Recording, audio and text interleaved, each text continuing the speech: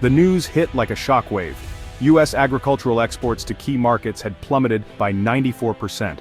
In a matter of months, what had once been a thriving export industry was brought to its knees, leaving farmers and rural communities reeling from the sudden collapse.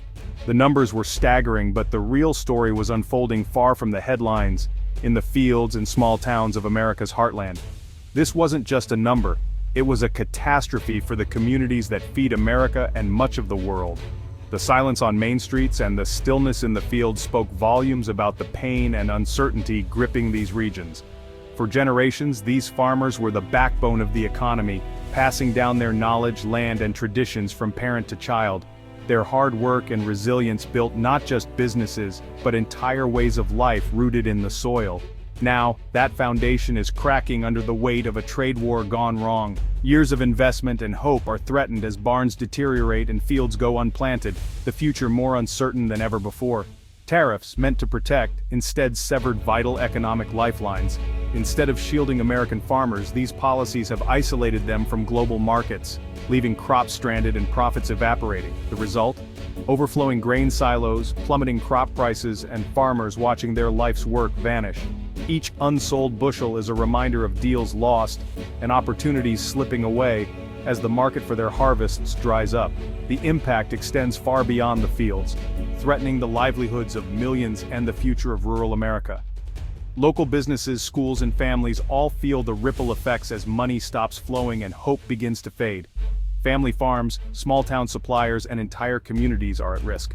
The struggle to pay bills and keep doors open is now a daily reality for many, as the safety net of rural life unravels. We stand at a critical juncture. The choices made now will determine whether these communities recover or continue to decline. How did we get here? What can be done to pull the Farm Belt back from the brink? These are questions echoing in every farmhouse and town hall, as neighbors come together to search for answers. In the following scenes, we'll break down the policies, hear from those affected, and explore possible paths to recovery. We'll listen to the voices of those on the front lines and examine the decisions that led to this crisis. The future of American agriculture hangs in the balance. The next steps will shape not only the fate of these farmers, but the food security and economic health of the entire nation. To truly understand the roots of this crisis, we first need to understand tariffs, one of the most powerful and controversial tools in global trade. At its core, a tariff is a tax placed on imported goods. When a product arrives from another country, the government adds a fee, making it more expensive for consumers and businesses to buy. The main idea behind tariffs is to make foreign products costlier, so that American-made goods seem like a better deal. This is supposed to encourage shoppers to support domestic industries, keeping money and jobs at home. During the Trump administration, tariffs became a headline issue. The government used them as leverage, especially against countries like China, hoping to protect American factories and workers from what they saw as unfair competition. But trade wars are never simple. When the US imposed tariffs, China didn't just sit back. They hit back with their own tariffs, targeting key American exports, especially farm products. Suddenly, crops like soybeans, pork, and corn, staples of American agriculture, became bargaining chips in a high-stakes global standoff. Almost overnight, American farmers lost access to their biggest and most reliable customers. Foreign buyers, especially in China, turned to other suppliers like Brazil and Argentina, leaving US crops without a market. The result? A massive surplus of unsold crops piled up in silos and on farms, while export markets that had taken decades to build vanished in a matter of months. Tariffs, which were supposed to protect American jobs and industries, ended up hurting the very people they were meant to help: farmers and rural communities. American farmers, caught in the crossfire of international politics, faced a crisis they had no control over, watching their livelihoods slip away. The ripple effects didn't stop at the farm gate. Small towns and local businesses that depend on agriculture began to feel the pain as money dried up and uncertainty grew. What started as a policy tool meant to strengthen the nation's economy quickly spiraled into a disaster for the heartland, leaving lasting scars. In the next scenes, we'll uncover just how deep the damage went and how entire communities were changed. Let's take a closer look at how tariffs upended the market and what it meant for America's farmers and the broader economy. The moment China and others announced retaliatory tariffs, U.S. agricultural markets convulsed. Reliable international buyers canceled orders overnight, especially for soybeans. Grain elevators filled up, and farmers had nowhere to store their harvests.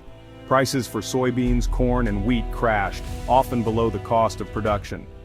Many farmers sold at a loss, turning expected profits into crushing debt. Years of building trust with foreign buyers unraveled in months. Countries like Brazil and Argentina stepped in, signing long-term contracts and reconfiguring supply chains. Even if tariffs disappeared tomorrow, those markets would be hard to win back. The U.S. went from dominant supplier to risky partner, losing ground to eager competitors. The tariffs, meant to give America an edge, handed opportunity to rivals. For many farmers, this wasn't just a temporary setback, it was a permanent shift in the global market. The damage was done and the consequences would ripple for years. No crop was spared. Soybeans took the first hit, but the pain spread fast. Farmers desperate for stability switched to corn, creating a glut and crashing corn prices. Livestock producers, especially hog farmers, lost export markets and saw pork prices tumble. Feed costs stayed high, squeezing profits and pushing family farms to the brink. Even dairy and wheat farmers felt the shockwaves as the entire farm economy faltered. The interconnected nature of agriculture meant no one was immune. From Kansas wheat to Texas cotton, every sector suffered. The tariffs were a boulder in a pond. Ripples spread everywhere. What started as a soybean crisis became a full-blown agricultural meltdown. Farmers faced a downward spiral, falling prices, lost markets, and mounting debt. The system was under stress like never before, and behind every number, there was a personal story. Behind the statistics are real people. Farmers living the crisis every single day, facing challenges that go far beyond numbers on a spreadsheet. Their stories are often hidden, but their struggles are deeply personal and painfully real. In Iowa, a fifth-generation farmer lost his main income overnight and was forced to sell land that had been in his family for a century. The heartbreak of watching a legacy slip away is something that can't be measured, and for many it feels like losing a part of themselves. In Nebraska, a young couple's dream of building an organic hog farm collapsed when tariffs shut down their export market. Years of hard work and hope vanished almost instantly, leaving them with mounting bills and an uncertain future.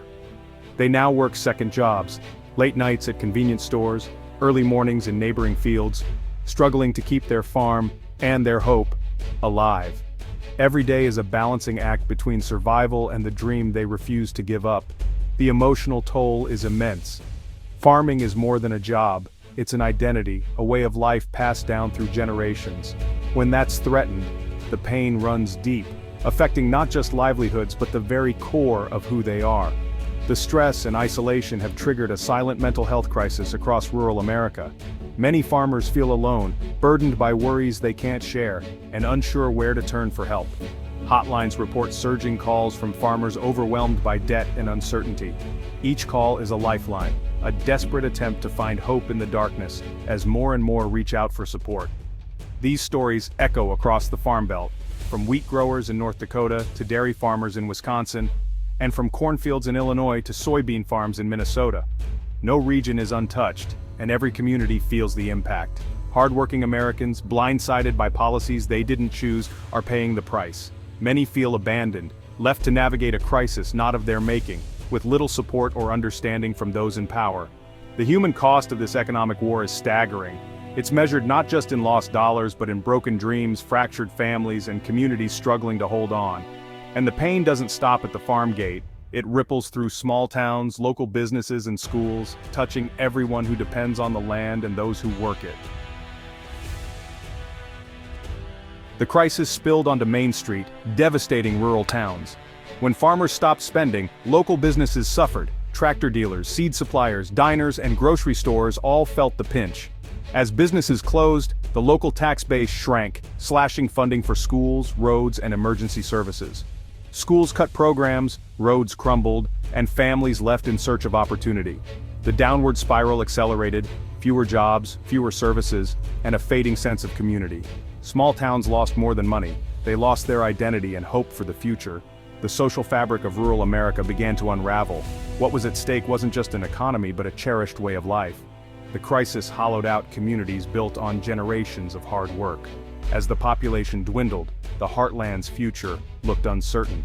The damage was deep, and recovery would be hard. Meanwhile, the world moved on. As U.S. exports dried up, international buyers didn't wait. They turned to Brazil and Argentina. Brazil ramped up production, expanded infrastructure, and signed long-term deals with China. Billions flowed into Brazilian agriculture, cementing new supply chains. The U.S. lost not just sales but trust. Buyers saw America as unpredictable. Reclaiming lost markets won't be easy. Competitors have grown stronger and more efficient. The tariffs meant to protect ended up boosting America's rivals. The global agricultural landscape shifted, perhaps permanently. U.S. farmers now face an uphill battle to regain their place. The world adapted, and America was left behind. The government tried to help, but doubts lingered. The government responded with billions in aid, offering direct payments to struggling farmers. For many, these checks were a lifeline, but they felt like a bandage, not a cure. Farmers wanted open markets, not handouts. The aid couldn't replace lost customers or rebuild shattered trade relationships. Distribution was uneven, often favoring large operations over family farms. The spending raised concerns about debt and long-term sustainability. Critics argued the government was patching up a crisis it created. Farmers worried about becoming dependent on political decisions instead of market forces. The aid highlighted the severity of the crisis but offered no clear path forward. The future of the Farm Belt remained uncertain. So what now? The first step: end the trade war and rebuild trust with global partners. Diplomacy and stable trade agreements are essential to reopen lost markets. Diversifying exports is critical. America can't rely on a single buyer. New markets in Asia, Africa, and Latin America offer hope for the future. Domestically, policies must support financial recovery, loan restructuring, rural infrastructure, and local food systems. The crisis is a lesson in how interconnected the world is, and how policy decisions ripple far beyond their intent. Future choices must be made with care, consultation, and a long-term vision. Saving the Farm Belt requires more than a quick fix. It demands stability, open markets, and smart diplomacy. The path to recovery will be long, but with effort and thoughtful policy, the heartland can heal. The story of American agriculture isn't over. With the right choices, it can thrive once again.